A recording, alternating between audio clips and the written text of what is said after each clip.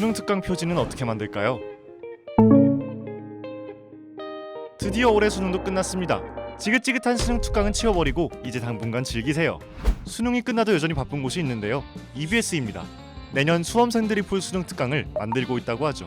얼마 전엔 새로운 수능 특강의 표지 투표를 진행했는데요. 여러분은 어떤 표지가 가장 마음에 드나요?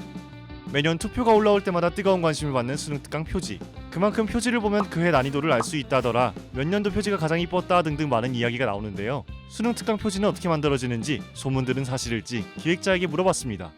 표지 디자인이 들어가는 건 좀 언제쯤부터예요? 표지 디자인은 10월 정도부터 시작을 하고요. 디자인을 하고 학생 투표를 거쳐서 다음에 1월 말에 발행되는 수능 특강을 준비하는 과정을 갖고 있습니다. 수능 특강 표지 투표가 사실 커뮤니티에 올라올 때마다 엄청 화제가 되는데 좀 알고 계셨나요? 인터넷의 반응들을 좀 살펴보고는 있습니다. 언제부터 그럼 왜 좀 투표를 정하게 됐는지. 본격적으로 투표를 진행한 거는 2017학년도 수능 완성부터인데요. 가장 많이 구입하는 교재이고 필수적으로 구입해야 되는 교재이다 보니까 연계 교재만큼은 학생들이 직접 표지를 고르는 것이 좋겠다라고 판단을 해서 투표를 진행하고 있습니다. 이 디자인은 내부에서 EBS 디자이너분들이 좀 하시나요? 외부의 전문 디자인 업체들의 참여로 만들어지고 있습니다. 이번에 수능 특강 표지 투표에 올라온 4개 시안은 모두 다 각각 다른 업체에서 디자인을 한 표지였습니다. 완전히 경쟁 입찰처럼 하게 되네요. 학생들의 선택을 어느 표지가 받냐에 따라서 디자인 업체가 선택되는. 매년 수능 특강 표지가 되게 천차만별로 바뀌더라고요. 어떨 땐 네. 되게 감성적이고 어쩔 땐 되게 특이하고, 먼저 컨셉을 정하고 전달을 하나요? 학생들이 캐릭터를 뽑았기 때문에 캐릭터 표지가 되는 거고, 감성적인 표지를 뽑으면 이제 감성적인 표지의 수능 특강이 되는 겁니다. 펭수나 올해 수능 특강이었던 듀나프렌즈 같은 IP를 사용해주세요라고 요청을 한 적은 있습니다. 일부를 제외하고는 컨셉 자체를 디자이너분들이 다양하게 표현하실 수 있도록 좀 열어두고 있는 편이고요. 디자이너분들도 수능이나 고3 시절을 겪었던 분들이기 때문에 위로가 될 만한 그런 메시지들을 많이 담아주시는 것 같습니다. 개인적 취향으로 가장 마음에 들었던 수능 특강 표지가 있을까요? 저는 올해 나온 듀나프렌즈 캐릭터를 활용한 표지가 마음에 드는 것 같습니다. 감성적인 표지이기도 하고요. 네. 보고 있으면 뭐 약간 좀 어떤 기분이 드시나요? 자연, 이렇게 좀 평화로운 거 이런 거 좀 좋아하는 성격이긴 한데 힐링이 좀 되는 것 같긴 해요. 좀 네. 편안해지고. 표지를 보면서 좀 힐링이 될 수 있는 포인트가 있지 않았나. 수능 특강 꾸미기를 되게 많이 하는데 학생들이, 그래서 온라인에서 보니까 아예 꾸미기용 표지도 팔더라고요. 빈 공간에다가 본인들이 좋아하는 뭐 아이돌 이미지를 넣는 경우들이 있는데 보면서 정말 참신하다. 재미있게 공부를 하고 있구나라고 생각을 하고 있었고요. 그러니까 저 만약에 여기서 꾸미기를 한다면 보통 여기다가 이제 본인이 원하는 좋아하는 네네 맞아요. 뭐 아이돌을 넣거나 좀 이쁘게 꾸밀 텐데, 혹시 만약 꾸민다면 누구를 넣고 싶으신지. 알겠습니다. 네. 수험생들 사이에서 네. 가장 유명한 게 있죠. 수능 특강을 보면 그의 수능 난이도를 알 수 있다, 이런 말이 네. 있어요.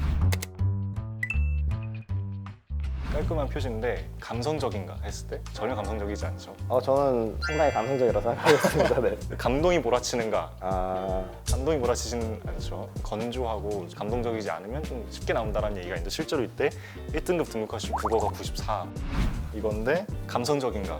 감성적이죠. 네. 감동이 몰아치는가? 너무 몰아치죠.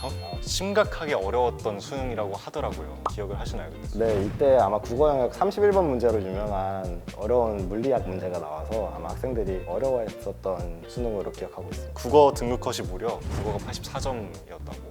이것도 감성적인가? 감성적이진 않죠. 매우 감성적입니다. 네. 그런가요? 감성의 기준이 약간 다른 것 같긴 한데, 감동이 몰아치진 않고. 저는 감동스럽습니다. 아, 그런가요? 혹시 어떤 면에서? 디자이너님의 노고가 굉장히 담겨 있었던 교재이기 때문에 네. 굉장히 감동적이라고 그런 생각하고 면에서 있습니다. 이때 국어 91, 수학 가 92, 이것도 엄청 감성적이고 네, 작년 수능 특강 표지입니다. 감동이 몰아친다고 하네요. 작년에 심각하지 않았나요? 등급컷이?